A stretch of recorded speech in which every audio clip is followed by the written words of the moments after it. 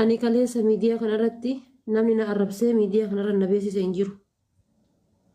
Namni na arrabsee miidiyaa kanarratti na beeksise beekamtii naa kenne hin jiru. Ammallee ganda namaa arrabsee amantii namaa arrabsee yookaan matsaaf guddusii kukkutee gubee yookaan ammoo quraana gubee yookaan ammoo waan badaa tokkoon wanni hamtuun tokko wayii narraa baatee waan hamaa akkasiisaniin ummata Oromoo kana biratti beekumsa kiyya maleeyyuu yookaan dandeettii kiyya maleeyyuu beekamtii tana hin horanne. Fooloo miliyoona takka baadhadhee ka deemaa jiru kana waan badaa dalagee yookaan waan gadhee dalageetii miti. Asirra bahee nama arrabseetii miti. Asirra bahee qullaa yookaan mataarraa shaashii lafa kaadhee sirbeetii miti. Akka silaa jechaatiif arrabaatiif gochaatiif haasayaa namoota tokko tokkootiif unkaan shaashii lafa kaa'u miti qullaa mulqadhee qaata karaa gubbaa dhaabadha. Garuu horee karaa baheettis karaa galeettis rabbinaa wajjin jiraan. Yeroo kamuu rabbinaa waliin jira. Amantii xiyyeerratillee dadhabduu ta'u soomaa salaata xiyyeerratillee dadhabduu ta'u ana garuu rabbii yeroo kamiinuyyuu gafuurur rahiim ana ladda jira. Eenyu na kuffisuu hin danda'u, eenyu na cabsuu hin danda'u yoo rabbii tokkicha na gubbaa jiru kana tokkicha taate malee. Asirra taa'anii dhufanii jechuudha. Anama yookaan warroota gastiira jiran kana jechuudhaaf osoo hin taane isiniif jechuuf osoo hin taane asirra dhufanii warroonnummaan kaleessa na arrabsan warroonnummaan argaa kan koo hin feene gastii kiyya seenanii puush si godhanii as teettee obboleessa haadha faaxeetitu jecha akkasii namaan jedhe akkasiin jedhan hin barbaadu. Obboleessa isiitituyyuu jechoota akkasii jedha. Obboleeyyanuu manuma banattee nama arrabsaa oolti. Obboleeyyanuu akkasuma gooti. Si'ii fi abdiidhaan illee hawwanni jechuu barbaadu. Obboleeyyanuu mana banattee teetteetiin nama arrabsaa oolti. Obboleeyyanuu iyyuu kanuma godhaa oolti. Obboleeyyanuu akkasuma jechaa oolti. Maqaa abbaa kennaa sanachitti ilaaluu qabdan. Kan biyyaa baataniif hojiidha. Atis ka biyyaa baateef hojiidha. Obboleessi kiyya ka biyyaa baheef hojiidha. Anis ka biyyaa baheef hojiidha. Garuu carraan fuudhee nama miidiyaa na godhe. Carraan fuudhee nama miidiyaa na godhe. Kan baateef hojii kan keetiif biyyaa baate. Siigalee kaleessa miidiyaa kana fayyadame anatu diffeenti sirraa godhanaan jettee gara miidiyaa nan qajeelchine. Ofii kiyyaa miidiyaa kiyya banadhee silkii kiyya bitadhee intarneetii kiyya chaarjeffadhee gara miidiyaa dhufe yaani. Sirriidha. Ani yeroo kamiinuyyuu dhimma naggaluu irratti si dhukkubsaa? Yaa dhimmi kiyya si dhukkubsa dhimmi kan kee ana dhukkubsa nan beeka.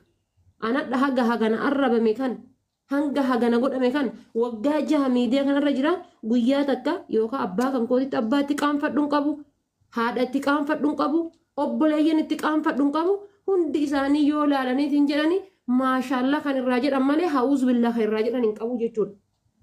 Tokkitti isiidha jechuudha. Zari obboleeyyan abbaa kiyyaa nama zarii ofii dhaadellee nan godhine hanga obboleeyyan abbaa abbeerota kiyyarraa qabee hanga abbaa kootii hanga obboleeyyan waliin dhaladhee jechuudha. Gin maal innin bakka akkaataa miidiyaa kanaa hin beekamu. Ana arrabsanii obboleeyyan kan koo maa arrabsan. Anuma haamataa keessa tumanii, anuma haamataa keessa qu'anii, anuma naa waan barbaadan jedhanii. Yoo barbaadan garaa lafanna gara galchanii haa fidanii, yoo barbaadan dudda ol gara galchanii na haa fidanii. Ana rakkoon qabu ana takkitti gara barbaadanitti haa hambisanii ka jedhuun guyyaa takka suuraa maatii kiyyaa asirra poostatee hin beeku.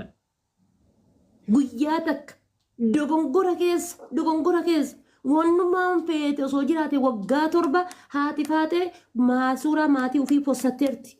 Dogongora keessa guyyaa takka dogongoree suuraa maatii kan kootii postatee hin beeku. Maaliif maatiin kan koo akka arrabamu hin barbaadu? Maatiin kan koo akka waa jedhamu hin barbaadu?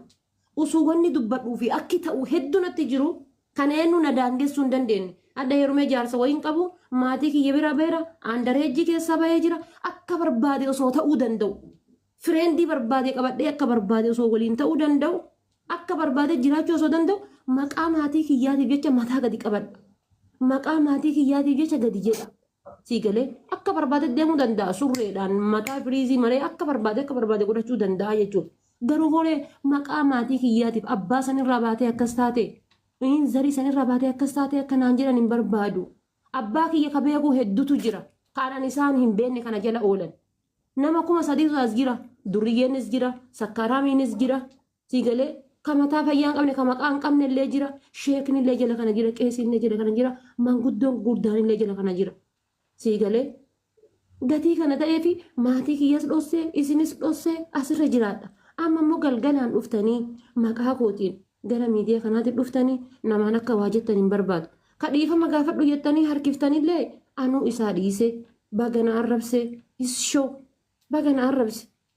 سيقلي أنا قافة رايا أبا منجا الربم قافة جوار محمد الربم قافة هاجالو هندسة قربي جلا بافمي قرقلم قافة أصغر قليت جارة أبا قدا قربي جلا بافمي تيني الربم وروني خليسا نوجيش بيه أفتن نوجيش وامي قطاني تنجلن الربمن أنا إنه وانجالي رايا جالي أنا إن شاء الله جيتولا namni akka lubbuu keenyaatti jaalannu jechuudha nabi Muhammad sallallahu alaihi wasallam annabii keenya caale inni arrabamaan jiru quraanni rabbii mumuramaan jiru indee an eenyu isaan caaleyan quraana kalimaa rabbii caaleyan antaraa namaatii bar kalimaa rabbii caaleyan nabii keenya caaleyan arrabamaan jiranii isaan indee an eenyuun caalime namni an caale tokko hin jiru sigalee lubbuu kunoo dheengadda walloo arsii jedhanii harargee fi arsii jedhanii jimmaa fi harargee jedhanii jimmaa fi arsii jedhanii lubbuu ilma namaa wal cafaa jiran san isaan caale anaan isaan hin caalle jechuudha antaraa namaati abbaa barbaade raggaxee akka barbaade mataa isaa gaddeebisee ofirraa dhoggullee nan danda'a akka barbaadetti akka dubartiitti osoo hin taane akka dhiiraatitti dubbadhee asirra miidiyaa kanarra jiraadhee hin jiraadhallee malee gara fuulduraallee akka dhiiraatitti osoo hin taane akka dubartiitti osoo hin taane akka dhiiraatitti dubbadhee jiraadha miidiyaa kanarra. Eenyuufuu ka bakka hin qabne eenyuufuu ka dantaa hin qabne jechuudha. Gimmaaltu na dhoogga fuucharii kiyya gara fuulduraa. Siigalee yoo waan kana jedhe fuuldura kootiif ilmoo kiyyaaf qaanfadhu. Waan dura godhaa ture yoo nama qaanfachuutti hin jira. Waan dura godhaa ture waan dura ta'aa ture ilmoo kiyyaaf yookaan fuuldura kootiif. Isinii warra miidiyaa kanarra jirtan fa'aa qaanfachuu jira. Isinii amma reefu warra gara biyyaa baatanii kara miidiyaa dhuftan. Obboleeyyanootii isinii warra amma biyyaa baatanii gara miidiyaa dhuftan kanaaf isinumaaf qaanfachuutti jiraan. Waan dura godhaa tureef akka dura ta'aa tureef akka waan dura haasayaa ture iyyuu jechuudha. Waa hedduu balleessee miidiyaa kana keessa tareera. Waa hedduu dogongoree keessa tareera miidiyaa kanarratti. Siigalee kan isin irraa qaanfattan waa hedduu godhee keessa tareera. Kan hiriyoonni tiyyan irraa qaanfattu. Kan haati tiyyan irraa qaanfattu abbaan koon irraa qaanfatu. Intala teen dhanii kana himachuu saalfatan waa hedduu godhee bira tareera jechaan. Gochaan osoo hin taane jechuudha. Gatii kana ta'eef ani siinillee abdiillee karaa keessaatiin itti himee jiraan. Keessattuu ati rakkoolee hin qabdu. Siigalee rakkoolee hin qabdu. Abbaa barbaaddee qaamaanillee ofirraa qabuu dandeetta. Dhaabaanillee agareedhaanillee waa hundaanuyyuu. Mucaan kun ammoo mucaa daa'ima. Gastii keessa fiddee qabattee ofii waliin akka gastii keessaa namatti lallabuun godhin. Abdiin gastii keessa taa'ee si waliin akka lallabu. Haasa'e abbaa barbaaddee waliin waan barbaadde qaaqee sirnya barbaadde qaaqee nama gumaa fixuu danda'u nama waan godhe. Gastii keessa teettee warrummaan kaleessa na arrabsaa ture. Jedhi kaa obboleessa haadha faateeti. Godhi kaa taa'i kaa obboleessa akkasii bar maaliyyoo bar garatu dadhabe jedhiin akkana jedhiin ilma akkasii jedhiin maalii akkasii jedhiin jedhanii gastii keessa taa'anii fuusha akkas hin goone. Ansi himee jiran miidiyaan kun fuula hedduu qaba. Kaamma sibiraas taa'eetiin inshaalla nashiidaa dhageeffatu asii gabbu'ee ka sirbu argita. Kaamma sibira taa'ee na faarsu gisee asii gabbu'ee ka mana banatee na arrabsu gastii na arrabsan jala taa'ee koomentii kolfaa meeshinii kolfaa ergu argita. Dhugaa sitti hin fakkaatin warroonni gastii gubbaa ta'anii sappoortis godhaa jiran kunniin. Ansi himee jiraani. Hadhana lalleessi dubbachuu illee barbaadu karaa lafaatitti illee si bilbila obboleessa kiyya waan gaarii irratti arguun barbaada siigalee waan gaarii irratti arguu barbaadaan laal. Nama tokko haa isii arrabsitanii koottaa ol galaa dhiifama gaafadhaa maali waan ta'eef dhiifama na gaafata. Na arrabsee kutee anis arrabsa yoo argine arrabsa yoo argine I don't care. Daangaa walii qotan namoota harii walii qotan. Eessan na arga eessatti isa arga. Unkaan suudii taa'ee kaayiroon na arrabseeti miti warra kaayiroo keessaa to'an quban qabu'an. Nutu kaayiroo keessa akka jiruuf kaayiroo keessa akka hin jirre iyyuu quban qabu'an. Siigalee suudii taa'ee kaayiroon na arrabsee dhiifamni inni na gaafate yoo na dabala maan narraa hir'isa. Kanaafuyyuu katareellee hin fidini. Kadhufullee hin fidini siigalee dura dursa osoo waan takka hin dubbatiniin duratti naa bilbilii waan kana godhuu hedaa maal jetta jedhii na gaafadhu. Akka nama miidiyaa kanarra turee miidiyaa kanarratti arrii bulee baasetti waa'ee isaa sitti hima. Ati nama reef lafaa dhufaa jiru nama reef gara miidiyaa gad dhufaa jiru obboleessa kan qonna jalaa dogongortee namni akka waan badaa irratti si baruu hin barbaadu. An obboleessa kiyya gastii gubbaa teettanii puushin godhina rabbiin sodaadhaati. Kalaasaa dhiisaa baqqaa.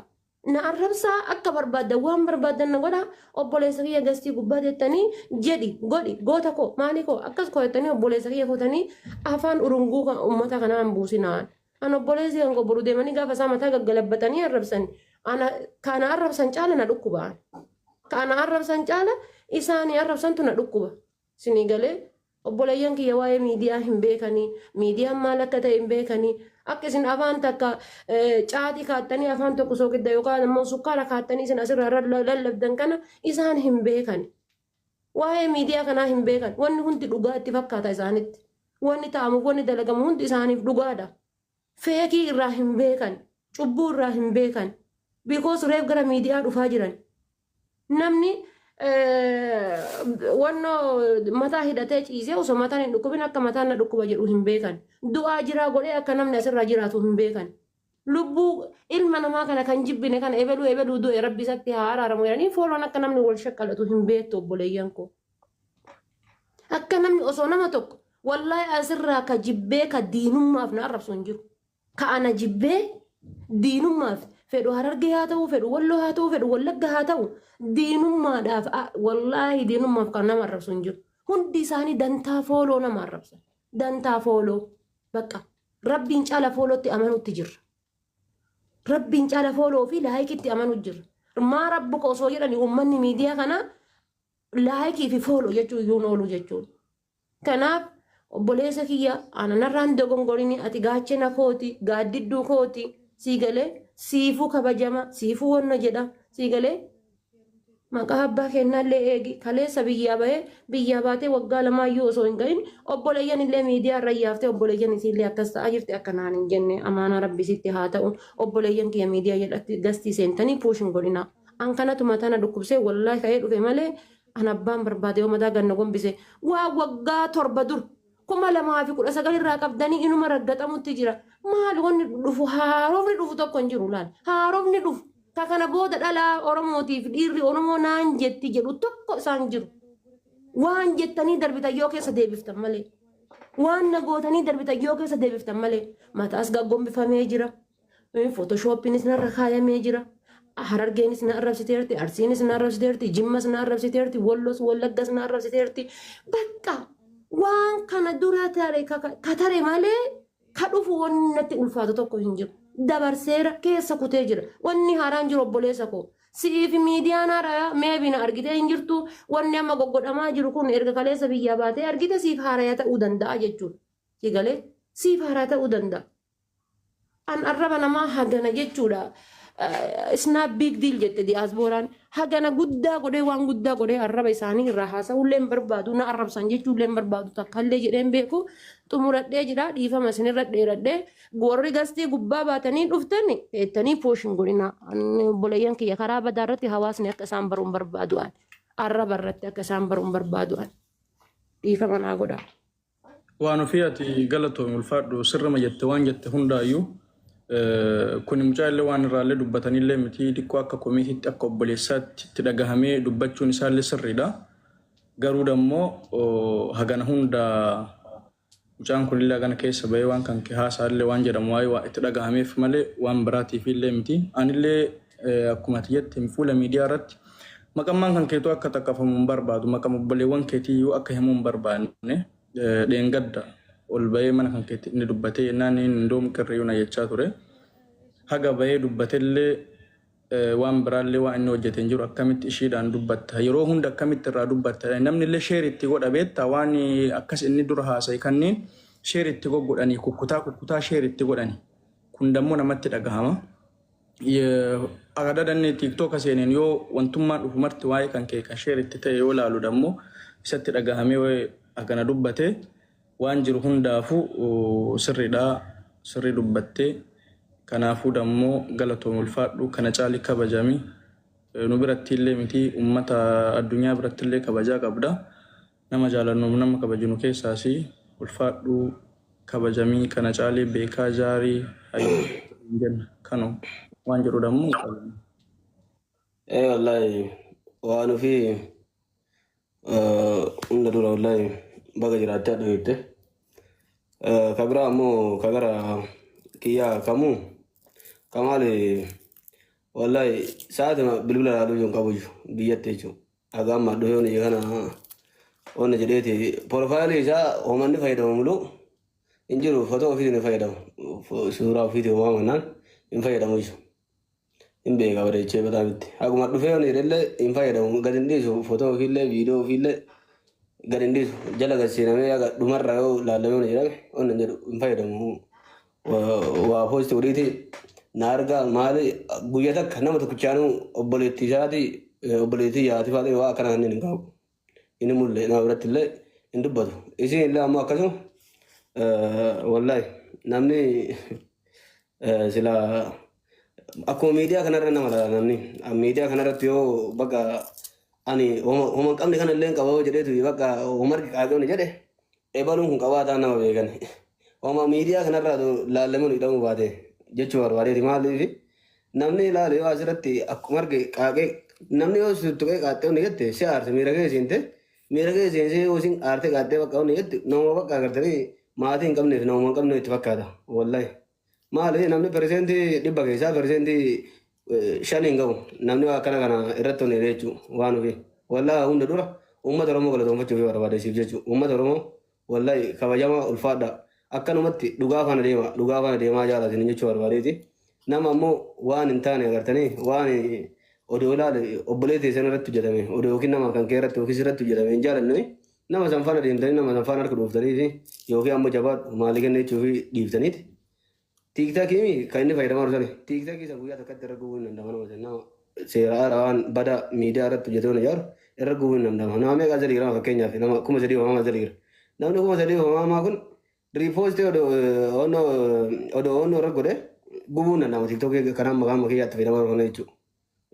Report odoo irra godhe jechuudha. Report odoo irra godhe namni kunneen mul'ummaanu battaluma gubate tiiktookiin kun harka irra dha'uu dhiisee jechuudha. Waan nama sirrii hin jirre odoo akkas godhanii nama haga lamaa sadiitti itti mul'isee nama wannoo gurguddaa qabatanii kaa'ee laale ofirra fincaanii jira laale albaatiin ka homattuu hin jirre jechuudha. Kanaaf ammoo odoo itti mul'isanii akkana kanneen argisiisanii namni dhufeeti anjaba ammaali waa akkana kana jedhu isinii galee waa akkana kana doo akka nuti fudhannee waa akkasii hojjannee jechuu barbaada akka nuti illee sin caalallee hin beeku kabraa ammoo kamu akkuma waan ofii siin jette